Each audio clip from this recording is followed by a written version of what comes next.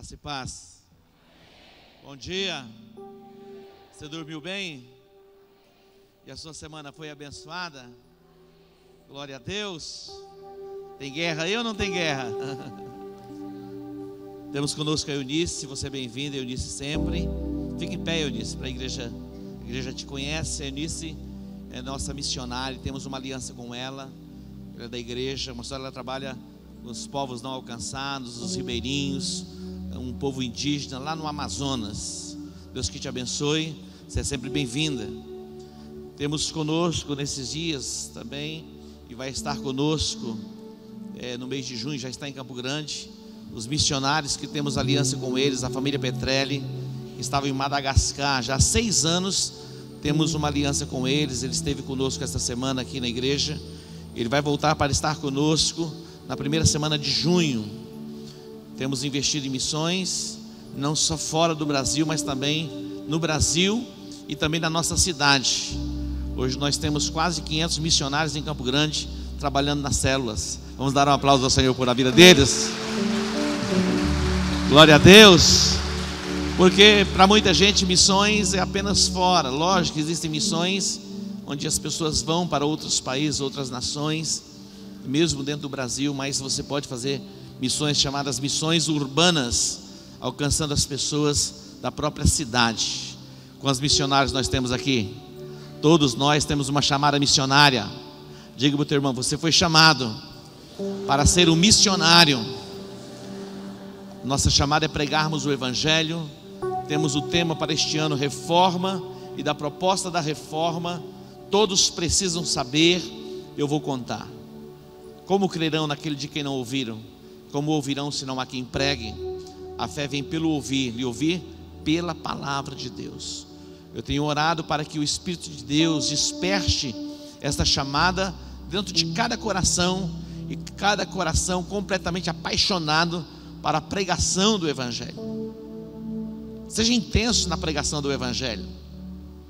Seja intenso a ministrar a palavra, a compartilhar através da sua vida, do seu testemunho, lá na sua escola, lá no seu trabalho, com sabedoria, com graça.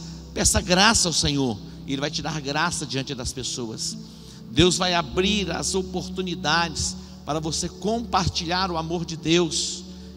Deus vai fazer essa conexão e você vai abençoar muita gente. Diga amém. Abra sua Bíblia em 1 Crônicas, primeiro livro de Crônicas, capítulo 4. 1 Crônicas 4, versículo de número 9.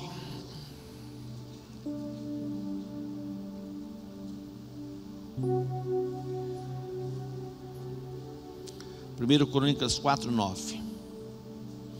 Eu quero ler 2 textos. Esse texto, depois mais um texto que está em Isaías. Este texto de 1 Crônicas 4, 9 diz assim: foi Jabes mais ilustre do que os seus irmãos. A sua mãe lhe dera o nome Jabes, dizendo: com dores o dei à luz. Jabes clamou ao Deus de Israel: Oxalá me abençoes e amplies o meu território. Seja a tua mão comigo e me preserves do mal, de modo que eu seja livre da dor. E Deus lhe concedeu o que lhe tinha pedido. E Deus lhe concedeu o que lhe tinha pedido. Deixe marcado aqui nesse texto, que a gente vai voltar para ele, mas vai comigo para o livro do profeta Isaías. Isaías, capítulo 10, versículo 27. Isaías 10, 27 diz assim: naquele dia a sua carga será tirada do teu ombro, e o seu jugo do teu pescoço. O jugo será despedaçado por causa da unção. Naquele dia, pode deixar lá no 27. Naquele dia a sua carga será tirada do teu ombro, e o seu jugo do teu pescoço, e o jugo será quebrado por causa da gordura, e algumas traduções diz por causa da unção. Diga comigo: a unção quebra o jugo. Diga: a unção quebra o jugo. Feche os teus olhos, vamos orar. Feche os teus olhos. Pai, nós te adoramos, nós te bendizemos. Não é por força, não é por violência, mas é pelo teu Espírito. E a tua palavra diz que a unção, o mover do teu Espírito quebra o jugo. Pai, nós nos abrimos agora para a tua unção. Nós nos abrimos agora e clamamos o mover do teu Espírito neste lugar. Pai, o Senhor conhece cada coração, o mais íntimo, aquilo que está na nossa mente. Mesmo antes de pronunciarmos qualquer palavra, o Senhor já as conhece. Portanto, ó Deus, o Senhor conhece a intenção do nosso coração.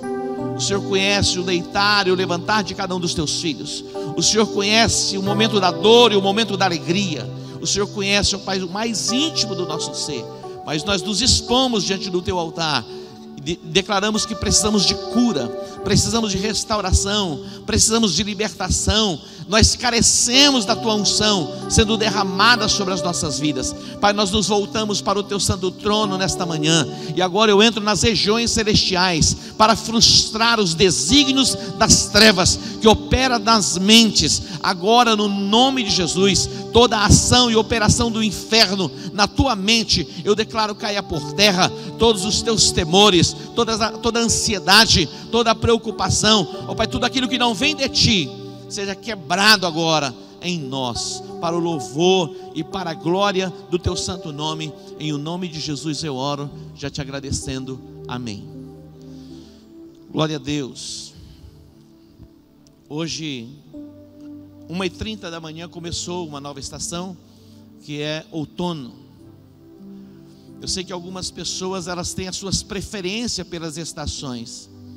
E será que as estações, elas podem trazer algum tipo de influência também sobre as nossas vidas? Na estação do outono, nós sabemos que os dias, eles se tornam menores. E alguém diz glória a Deus. E as noites se tornam maiores. E alguém diz aleluia. No outono é assim: os dias se tornam menores e as noites se tornam maiores, e o clima já vai se tornando ameno, se preparando para o inverno. Sabemos que a natureza, as árvores, elas vão ter os seus códigos e elas vão se entrando num processo de mutação, se preparando para o inverno. As folhas começam muitas vezes a ficar amarelas e se preparando para o inverno. Muitas folhas vão caindo, mas é tão extraordinária a Bíblia, a palavra de Deus. No Salmo 1 diz que aquele que está em Deus, que não anda segundo o conselho dos ímpios, não se detém no caminho dos pecadores, não se assenta na roda dos escarnecedores, este homem é feliz. E este homem que tem prazer na sua lei, medita de dia e de noite, será como uma árvore plantada junto a ribeiro de águas, dá o fruto na estação própria. Diga o fruto na estação própria.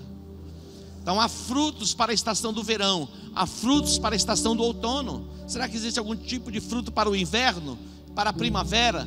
Em cada estação há um tipo de árvore que está produzindo. Eu quero profetizar sobre a sua vida o começo de uma nova estação. Diga, eu abro o meu coração para receber uma nova estação pela presença de Jesus na minha vida, em o nome de Jesus, amém. O primeiro texto que eu li fala a respeito de Jabes. Quando você abre a Bíblia em 1 Crônicas, no capítulo 1, aqui começa a genealogia, e começando por onde? Desde o primeiro homem chamado Adão. E se você ler Crônicas, algumas pessoas lendo a Bíblia, quando chega em Crônicas, diz assim, não dá para pular esse texto, porque parece que não tem nada a nos ensinar. Imagina você ler genealogia, não é nada agradável. Não é agradável ler Adão, Sete, Enos, Quenã, e vai assim, meu irmão, só falando nome de gente. Cerca de 500 nomes cercam o nome de Jabes. Ele está entre 500 nomes citados na Bíblia, mas de repente tem uma pausa que vai mudar tudo. Vai simplesmente falando a respeito dos nomes. Nós sabemos que os nomes no contexto da Bíblia, eles têm significados. Os nomes na Bíblia estabelecem personalidades. Os nomes colocados sobre as pessoas estabelecem propósitos. Tudo na vida foi estabelecido, na Bíblia foi estabelecido com propósito. Por isso que muitos nomes, quando homens foram chamados por Deus, foram mudados os seus nomes para que se mudasse a sua identidade, a sua personalidade, para formatar neles o propósito de Deus. Muitos homens tiveram seus nomes mudados para formar uma personalidade dentro do propósito daquilo que Deus tinha para eles. Dentre os nomes mudados, nós sabemos que Abraão não se chamava Abraão, ele chamava Abrão, que quer dizer pai exaltado. Mas quando Deus quis dar a ele uma nova personalidade de pai de nações, então ele vai ser acrescentado no seu nome. E Deus diz: você não vai se chamar mais Abrão, mas Abraão será o teu nome. Você vai ser pai de nações. Então havia o que ali? Uma mudança de confissão. Você já é um pai de nações. Você deixou a identidade de um pai exaltado, limitado na sua possibilidade de se reproduzir. Mas agora você recebe a identidade de alguém que vai gerar um filho, vai se tornar um pai de nações. Nós vimos Jacó, que tinha o seu nome e trazia a identidade de usurpador, o enganador, o suplantador. Quando ele vai passar pelo Val de Jaboque, ele recebe uma nova identidade. Você vai se chamar agora Israel, um príncipe que lutou com Deus e prevaleceu. Nós vimos até no Novo Testamento, nós vamos ver mudanças de nome, como Simão, na experiência que ele tem com Jesus e recebe a revelação de quem era Cristo. Jesus diz então quem ele é: tu és agora Pedro, você vai receber uma nova identidade. Simão significava um homem inconstante, um homem indeciso. É como um caniço, uma varinha de pescar que oscila de um lado para o outro. Simão significava exatamente isso, e era isso que Pedro era. Ele trazia no seu nome a sua identidade. Quando nós olhamos Saulo, aquele que perseguia a igreja, ele recebe a nova identidade e vai se tornar o apóstolo Paulo. Você já está pensando: vou mudar o meu nome. Você na verdade já recebeu um novo nome. Você tem uma nova identidade, e você vai se descobrir nessa nova identidade em Cristo Jesus. Jabes, ele não recebe esse nome simplesmente por dar a ele, por receber um nome. Algumas pessoas, quando elas vão ter filhos, elas pensam no significado do nome, e muitas outras nem pensam no significado do nome. Eu me lembro de uma história do apóstolo Márcio Valadão, que foi apresentar as crianças, e dentre as crianças apresentadas tinha um que se chamava Michael Jackson. Vou apresentar o Michael Jackson. Irmãos, tem tantos nomes lindos para se colocar nos filhos. Tá brincando. Michael é muito bonito o nome Michael. Jackson também é bonito. Mas por que se deu este nome? Porque alguém era fã dos irmãos. Então o pai, para honrar o ídolo, coloca o nome de um cantor. Eu tenho um sobrinho que se chama Newton César. Você sabe por quê, né? Porque na época lá atrás tinha um cantor famoso que chamava Newton César. Você sabe o significado do seu nome? Algumas pessoas vão sair daqui preocupadas, querendo buscar o significado do nome. Essa semana eu recebi, interessante, porque alguém colocou o nome do significado de Sérgio. Eu falei: mas por que esse camarada está colocando o significado de Sérgio, o significado desse nome Sérgio? E aqui é pastor, é protetor, não sei, uma coisa assim. E ele, depois eu descobri que era por causa do nome do Sérgio Moro. Ele estava trazendo o significado do Sérgio. Eu brinquei: o que significa Ed? E ele deu um significado: afortunado, abençoado nas coisas mais. Assim, é exatamente aquilo que eu sou. Acho que é admirado. Ele estudando, falando a respeito do latim, da influência do nome. Para nós, os nomes muitas vezes não têm tanta importância assim. Mas no contexto da Bíblia, eles tinham sim os seus significados e formavam a personalidade da pessoa, exatamente como a declaração do nome que fora dado pelos seus pais. Jabes, ele recebe essa identidade, essa identificação de Jabes, porque significava exatamente o que ele seria. debaixo de uma declaração da própria mãe, liberando sobre ele uma sentença de maldição. A mãe o colocou nele este nome, porque significaria exatamente o que ele seria. Porque dentre tantos irmãos que ela já tinha tido, tantos filhos, agora ela tem Jabes, e ela dará à luz em meio a muitas dores. Você vai se chamar Jabes. Os teus dias serão dias de dores, de sofrimento. A sua conquista vai ser limitada. Parece que não existe mãe que dá um nome assim, ou que libera uma palavra assim sobre os filhos, é verdade? Mas existe por aí muitas mães, muitos pais que liberam palavras de morte sobre os filhos, e dá uma identidade ao filho. Tem muitos filhos restringidos e limitados na formação da personalidade de alma, porque foram rejeitados pelos seus pais. Mas eu tenho uma boa nova para você: você não precisa ficar debaixo desse espírito de rejeição. Você não precisa viver nesta dimensão de opressão. Em Cristo Jesus, todas as coisas podem ser mudadas, e você pode receber uma nova identidade. Você pode receber uma nova identidade.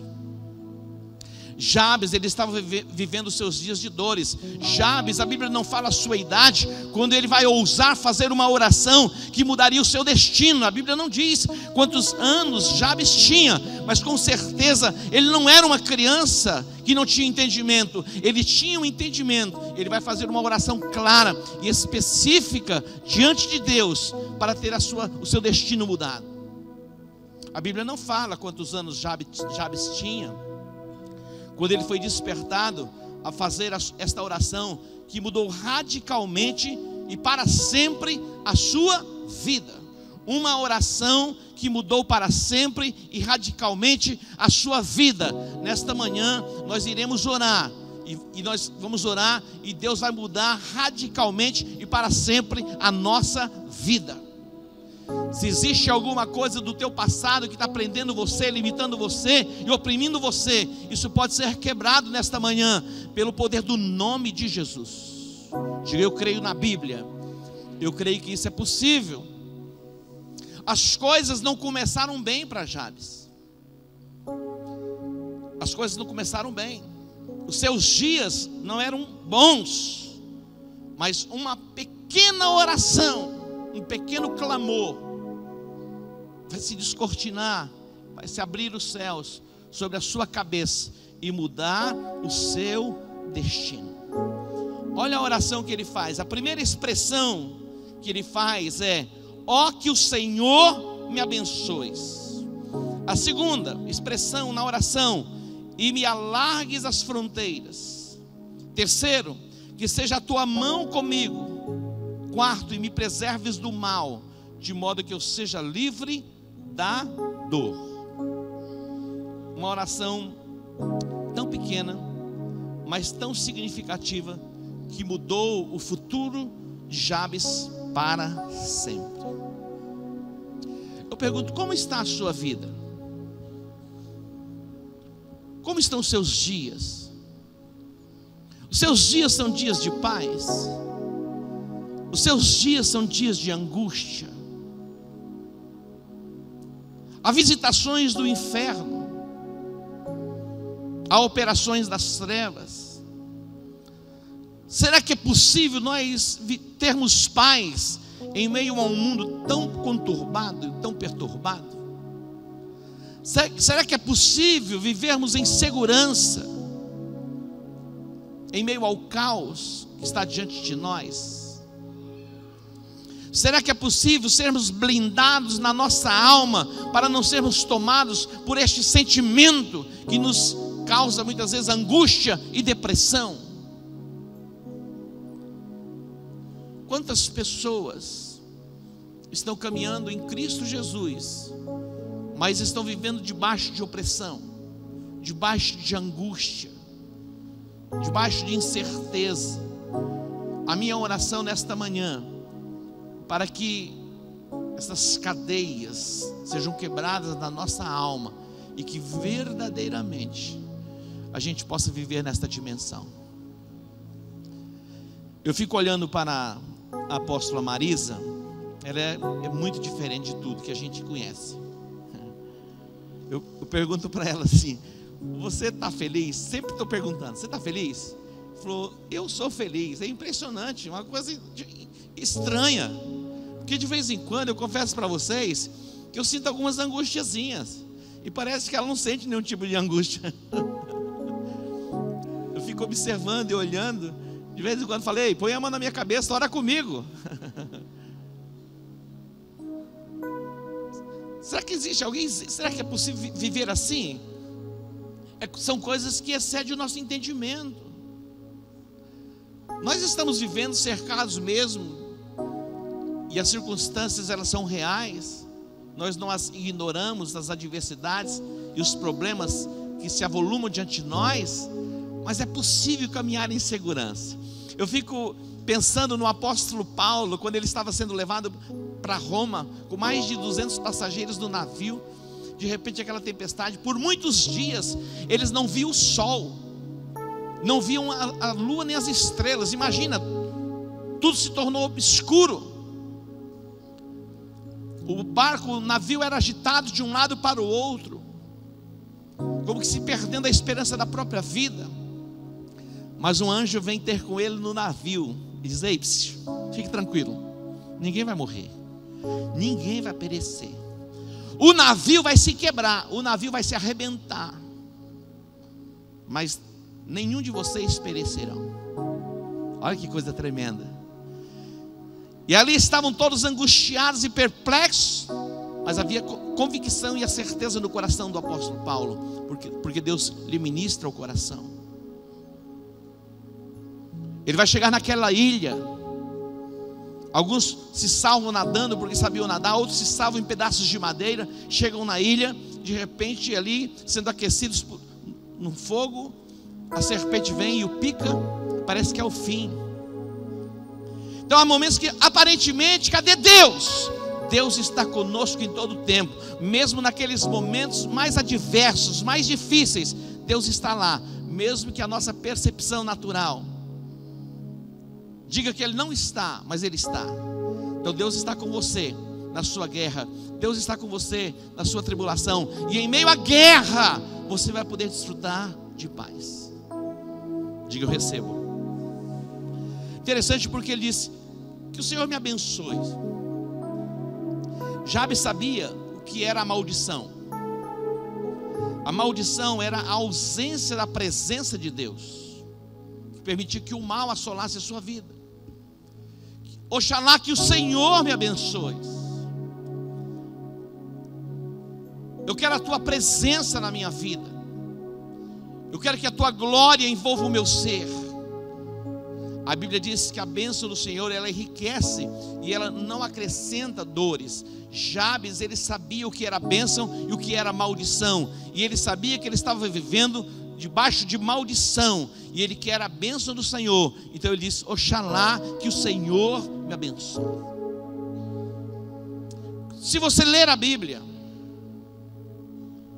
você abre a sua carta no livro de Efésios, você vai encontrar que você foi abençoado com todas as sortes de bênçãos nas regiões celestiais em Cristo Jesus. Você que está em Cristo Jesus, a bênção do Senhor está sobre a sua vida. A bênção do Senhor está sobre você. Quando Deus abençoa, está abençoado e ponto final. Balaque tentou contratar Balaão para amaldiçoar o povo de Deus. Balaão disse: olha, não tem como amaldiçoar, não há legalidade para se amaldiçoar, não há base para a operação do mal na vida deste povo. Deus abençoou, está abençoado e ponto final. Diga: ponto final. Então ele invocou a bênção do Senhor. Nós temos a bênção do Senhor sobre nós. Quantos aqui já foram abençoados? Diga assim: eu já fui abençoado. Diga: eu sou abençoado. Diga: Pai, eu creio na Bíblia, eu creio na Tua palavra, e a Tua palavra diz que o Senhor já me abençoou, portanto eu não estou debaixo de maldição. Amém, queridos? Tome posse disso. A bênção do Senhor está sobre a sua vida. Mas ele não termina aqui, ele diz que o Senhor amplie o meu território.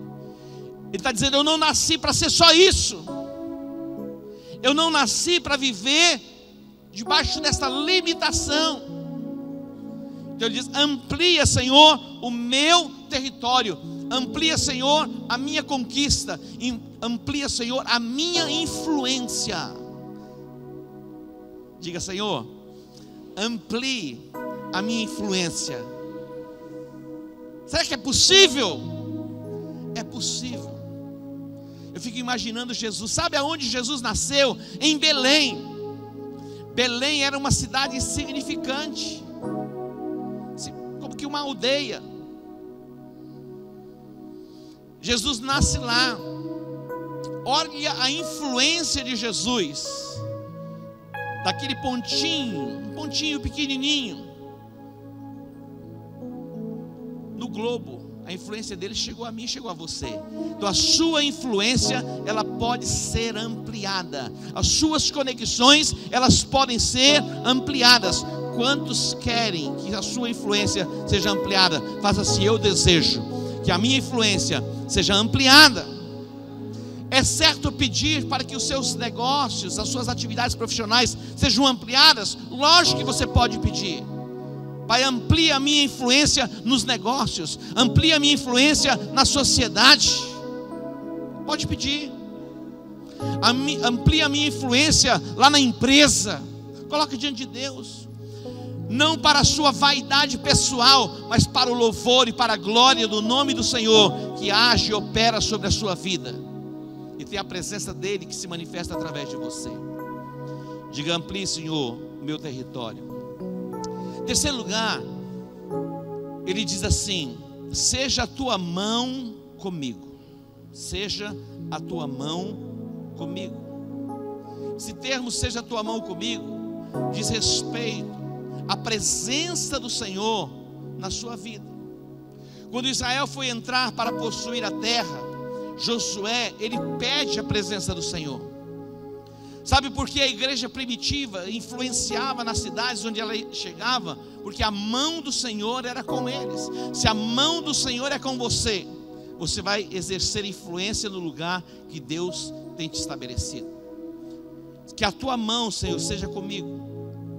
Em quarto lugar, ele diz: e me preserves do mal, me mantenha em segurança.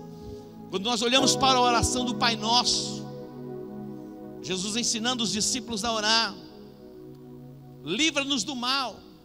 Já fomos ampliados, temos visto a mão do Senhor sobre nós, a nossa influência tem crescido, estamos já nos lugares altos. Senhor, nos livra do mal, nos livra das tentações.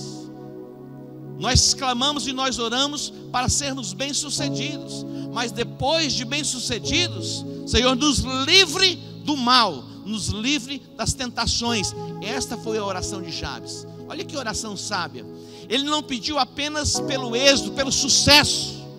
Ele pede, ele clama pelo êxito e pelo sucesso. Mas diante do sucesso, ele diz: me livra da calamidade, me livra do mal, me livra das tentações. Porque algumas pessoas, elas se contaminam quando estão pequenas, e outras se contaminam quando estão grandes. A contaminação está dentro e vai se manifestar. Mas Jabes, ele ora e Deus vai ampliá-lo, mas diz: Senhor, eu quero ser ampliado, eu quero que o meu território seja alargado, eu quero melhorar o meu padrão de vida, mas me livre do mal, me livre do mal. Diga: Senhor, me livre do mal. Oxalá que o Senhor me abençoe, que a tua mão esteja sobre a minha vida, que o Senhor amplie o meu território, que o Senhor me livre do mal. E o que aconteceu? Deus ouviu a oração de Jabes. Deus ouviu a oração de Jabes. Nesta manhã nós podemos ter as nossas orações ouvidas. E o meu clamor é que Deus venha sobre nós, nos eleve a uma nova dimensão de um relacionamento com Ele. Que o Senhor nos coloque num novo nível de comunhão e de relacionamento com Ele. Que a nossa conquista seja verdadeiramente ampliada. Que o Senhor nos livre da dor.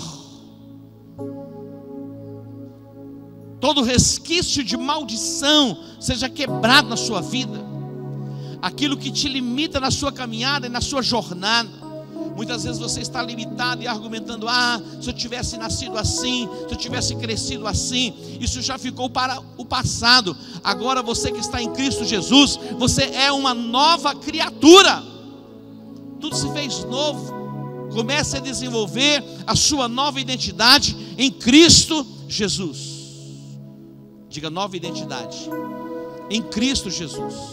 Agora vamos lá para Isaías.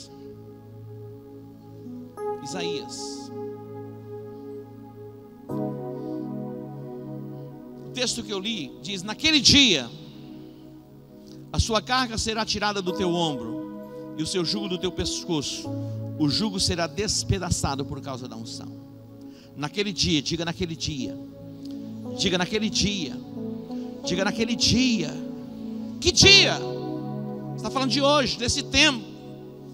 Quando Jesus ele entrou no templo, entrou na sinagoga.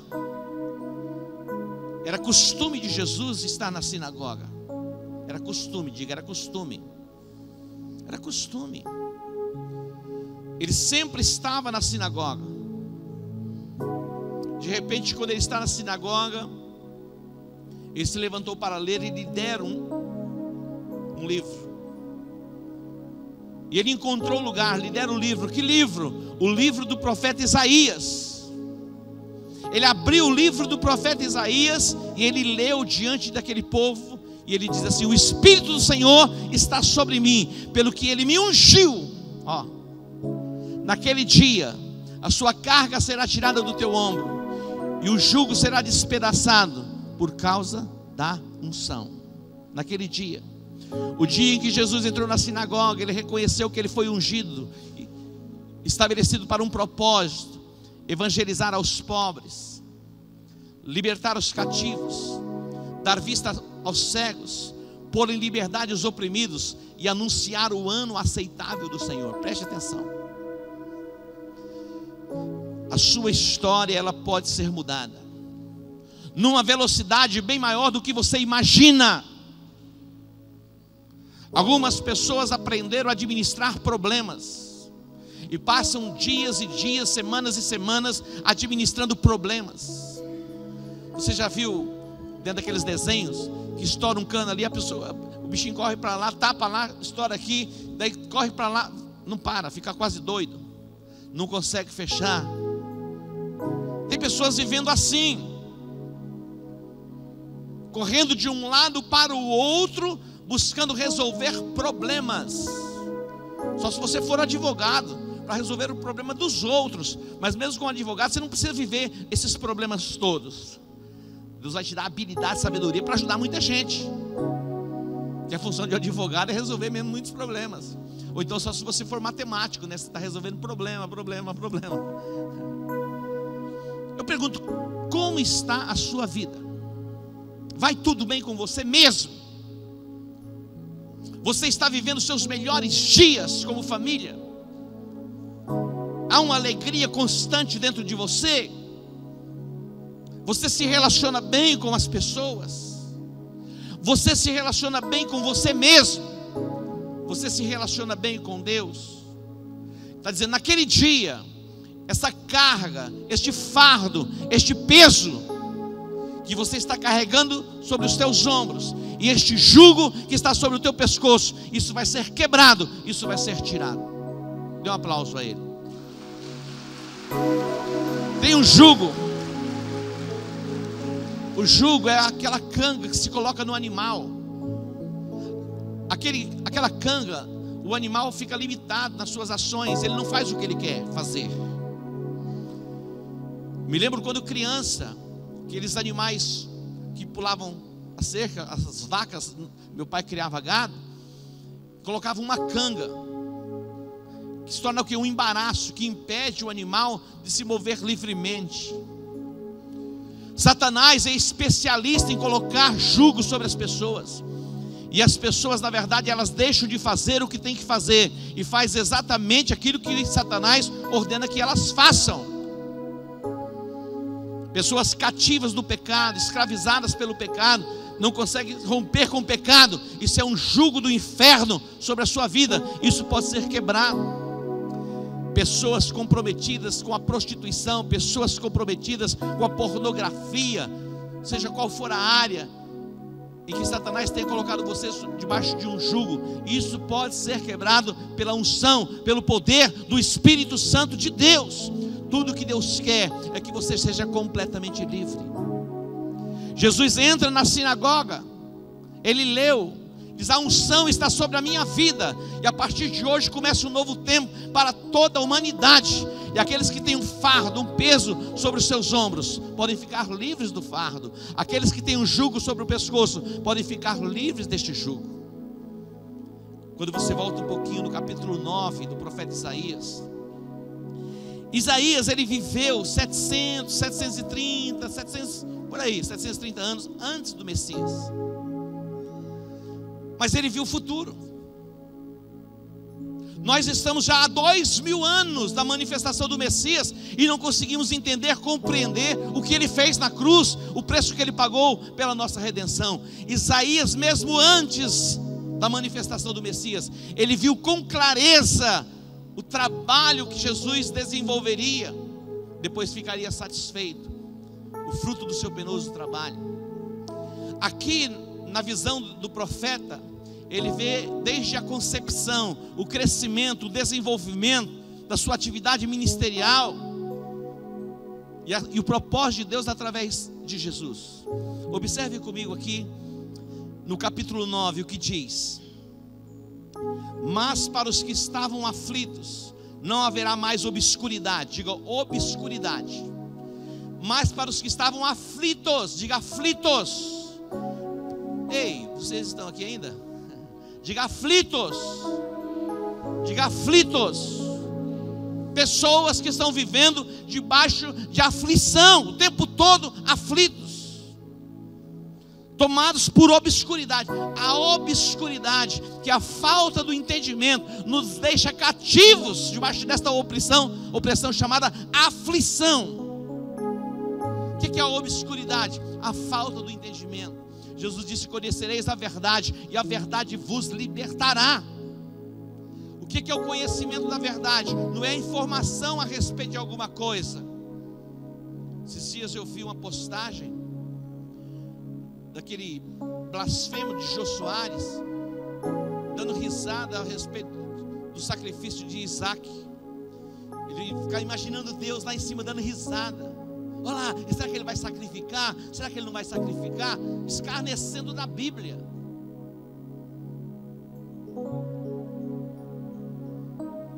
Muitas pessoas estão assim distantes, sem entendimento, tomados por obscuridade. E ele conhece a Bíblia, ele conhece a letra, ele sabe. É impressionante a quantidade de textos, de cenas, de histórias bíblicas que ele ia citando e escarnecendo. Então não é esse conhecimento, é a revelação, é o entendimento. Porque saber e declarar: o Senhor é o meu pastor, nada me faltará. É possível que todo cristão, ou quase todos os cristãos, saibam citar o Salmo 23, mas falta tudo. Isso é a revelação da provisão de Deus plena na sua vida. Olha o que diz aqui: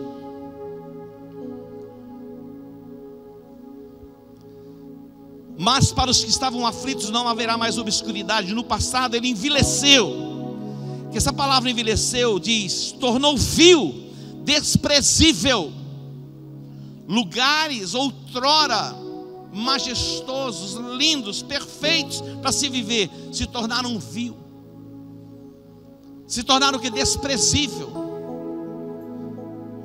Jesus entra nesse território e diz o texto: a terra de Zebulon, a terra de Naftali. Mas nos últimos a enobreceu junto ao caminho do mar, além do Jordão, a Galiléia das nações. Olha o que diz o 2: o povo que andava em trevas viu o quê? Uma grande luz, e sobre os que habitavam na região da sombra da morte resplandeceu a luz.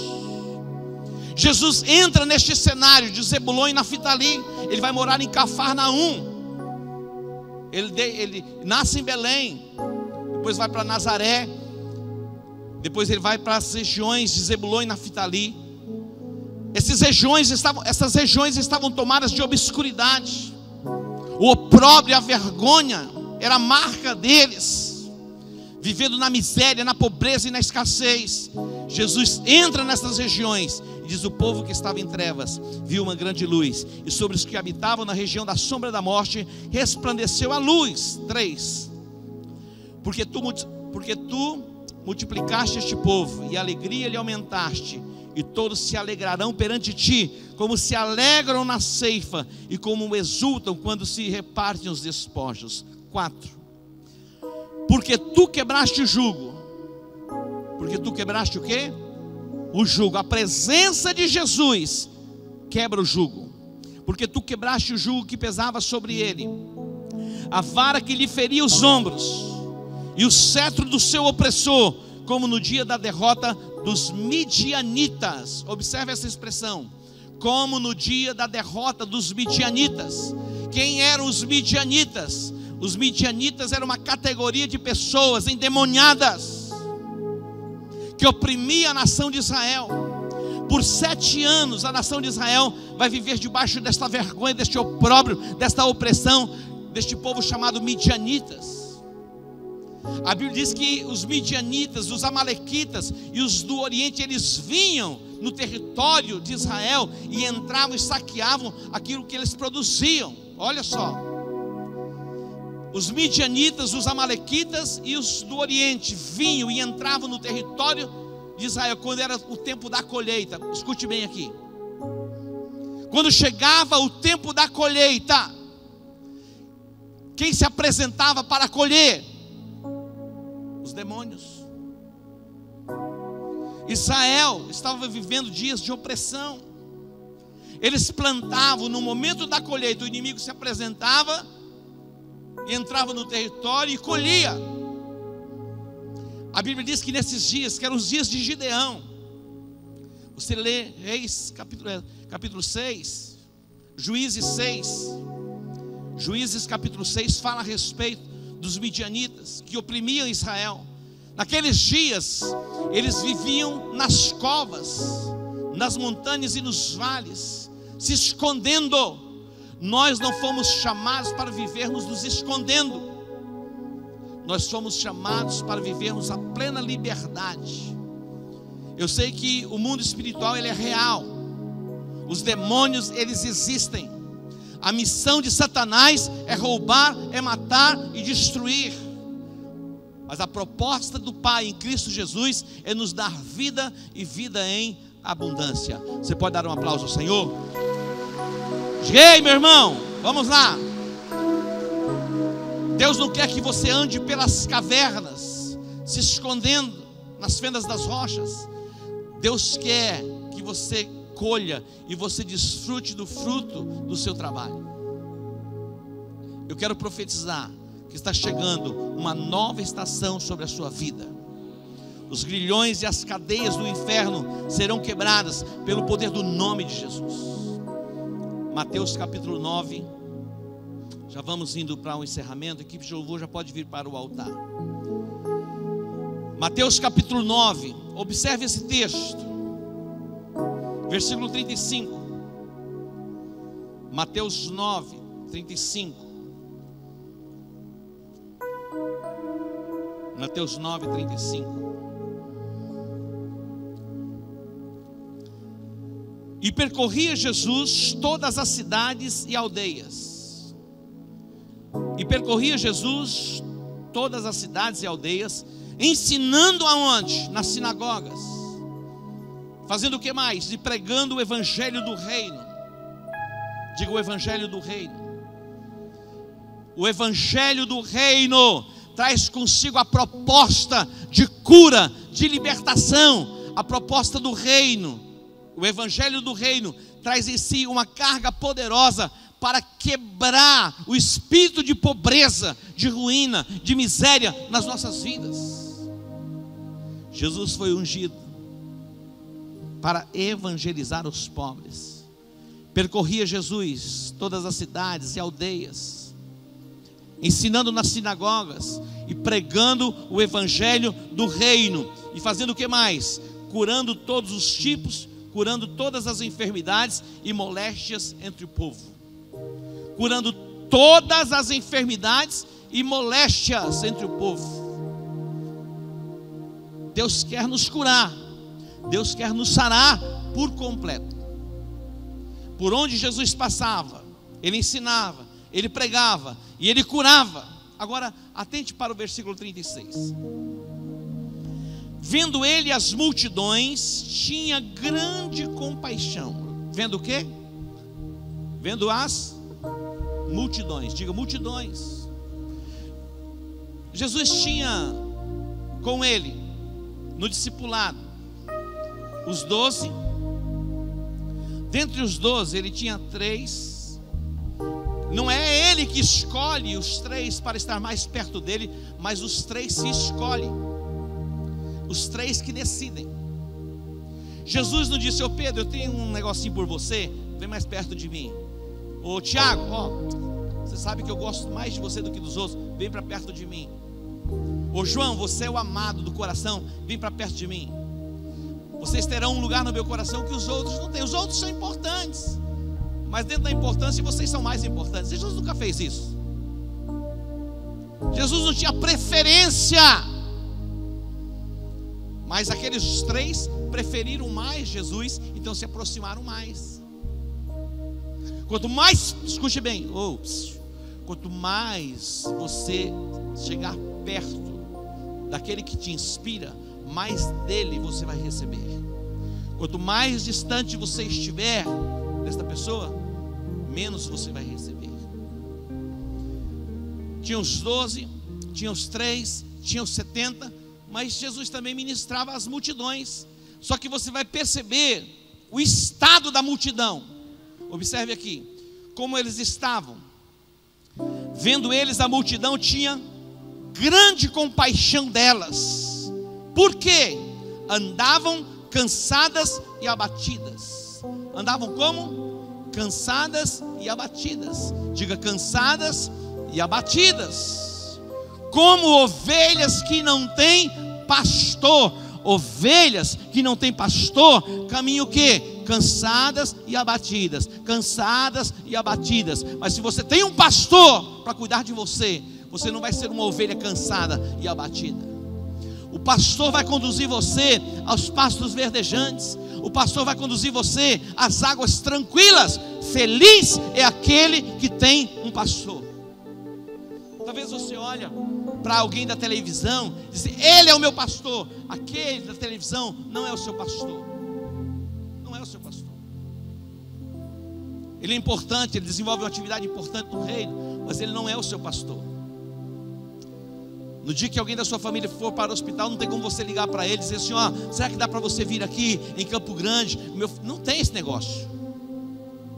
No dia de fazer o casamento do teu filho, da tua filha, quem você vai chamar? O seu pastor. No momento da alegria, no momento da dor, esteja sempre perto de um pastor.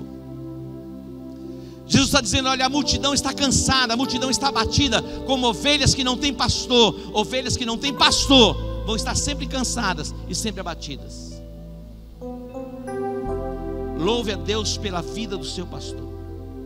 Outro dia eu vi uma palavra interessante do pastor Jeremias, um dos pastores mais importantes da igreja presbiteriana. Ele é de Belo Horizonte. Eles valorizam o seu pastor. O seu pastor, ele está pregando na sua igreja todos os domingos. De vez em quando você ouve um conferencista e diz: bate, que palavra linda, que palavra maravilhosa. É verdade. Mas o conferencista, ele falou, aquele conferencista, ele prega aquela palavra em todo lugar que ele vai. Ele já pregou mais de 300 vezes. Então já tem tudo na ponta da língua, vai falar a mesma coisa sempre.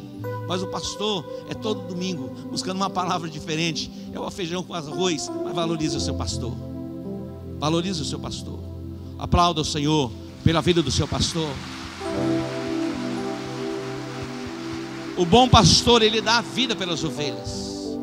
Jesus disse: ele olha para a multidão e ele percebeu que a multidão não tinha pastor. Por isso estavam cansados, estavam abatidos. Naquele dia, a carga vai ser tirada dos seus ombros, o jugo vai ser despedaçado por causa da unção. Nós estamos desenvolvendo este tema, vida financeira, vida abundante. Deus se importa com as tuas finanças, sim. Deus se importa com as tuas finanças, sim. Ele quer que você vá bem nas suas finanças. Saiba de, Deus não está interessado nisso. Tá. O salmista, ele se expressa no Salmo 37, versículo 25, diz assim: olha, eu fui moço e agora eu sou velho. Eu nunca vi desamparado justo, e nem a sua descendência mendigar o pão. Eu fui moço, agora sou velho. Eu nunca vi desamparado justo, e nem a sua descendência mendigar o pão. Diga, eu creio na Bíblia. Ela é a palavra de Deus. Salmo 15:30 diz assim: o parecer alegre traz alegria ao coração, e as boas novas dão saúde aos ossos. Aquilo que você ouve vai promover em você saúde, alegria, ou tristeza, ou dor. O que nós pregamos neste altar, nós pregamos as boas novas do Evangelho. Tem confronto para arrependimento. Tem. O Evangelho não é o Evangelho da facilidade, não. Tem um preço, que é a renúncia da sua própria vida, para desfrutar da presença de Deus em você. E é a presença de Deus na sua vida que vai fazer toda a diferença. Diga, eu acredito na Bíblia. Eu vou encerrar com o Salmo 103. Salmo 103. Você vai fazer um memorial, e vai estabelecer um memorial no seu coração, lembrando dos feitos e das maravilhas que Deus já tem feito na sua vida. Muitas pessoas se esquecem do quanto Deus já fez. O salmista, no Salmo 103, versículo 1, diz assim: bendize, ó minha alma, ao Senhor, e tudo que há em mim, bendiga o seu santo nome. Olha o que ele está dizendo: bendize, ó minha alma, ao Senhor. Esta parte do nosso ser chamada alma, muitas vezes ela se inclina, tomadas por sentimentos, muitas vezes nós ignoramos os feitos e as maravilhas de Deus na nossa própria vida. Bendize, ó minha alma, ao Senhor, e tudo que há em mim, bendiga o seu santo nome. 2, bendize, ó minha alma, ao Senhor, e não te esqueças de nenhum dos seus benefícios. 3, é Ele quem perdoa todas as tuas iniquidades e sara todas as tuas enfermidades, que redime a tua vida da perdição e te coroa de amor e de compaixão, quem enche a tua boca de bens, de sorte que a tua mocidade se renova como a da águia. O Senhor faz retidão e justiça a todos os oprimidos, fez notórios os seus caminhos a Moisés e os seus feitos aos filhos de Israel. Olha, observe o 10: não nos tratou segundo os nossos pecados, nem nos retribuiu segundo as nossas iniquidades. Deus não nos tratou e não nos trata, porque senão todos nós já teríamos sido destruídos. Mas as misericórdias do Senhor, elas se renovam sobre nós a cada manhã. Desenvolva em você um memorial, trazendo à memória os feitos do Senhor na sua vida, que já foram tantos. Olha o que Deus tem feito com você. Olha o lugar que Ele já tem te estabelecido. Talvez a tua memória volte lá ao seu passado, e você fica cativo lá, debaixo dessa regência e dessa influência do mal. Mas você foi estabelecido por Deus, e a bênção dele já está sobre a sua vida. Dê um aplauso ao Senhor. Se coloque em pé. Vamos adorar o Senhor. Hoje pode começar uma nova estação na sua vida. A ti eu vou clamar, pois tudo vem de ti e tudo está em ti. Por ti vou caminhar, tu és a direção, o sol a me guiar.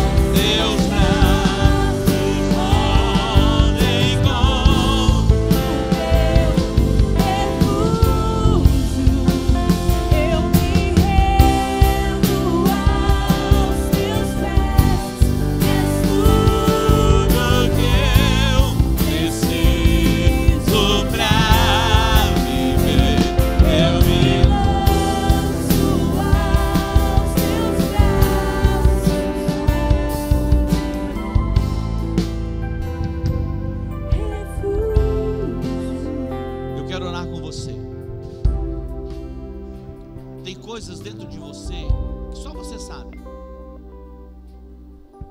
Você e Deus. E algumas coisas o cão, ele sabe também. Mas você quer deixar isso no altar e voltar livre para sua casa. Há fardos que você está carregando sobre os seus ombros que você já não precisa carregar mais. Você vai deixar no altar. Há jugo, há prisões que estão sobre o seu pescoço, que impede você na liberdade plena. Você vai poder vir e deixar no altar. Você vai dar um passo de fé para viver um novo tempo, viver uma nova estação. Os dias de dor, os dias de sofrimento, eles podem encerrar aqui, podem encerrar hoje na sua vida. Não se renda pela metade, se renda 100%, se entregue por completo. 50%, 60%, 90%. Isso é saudável para você. Se renda 100%. Se você se render 100%, você vai ter o 100% de Deus.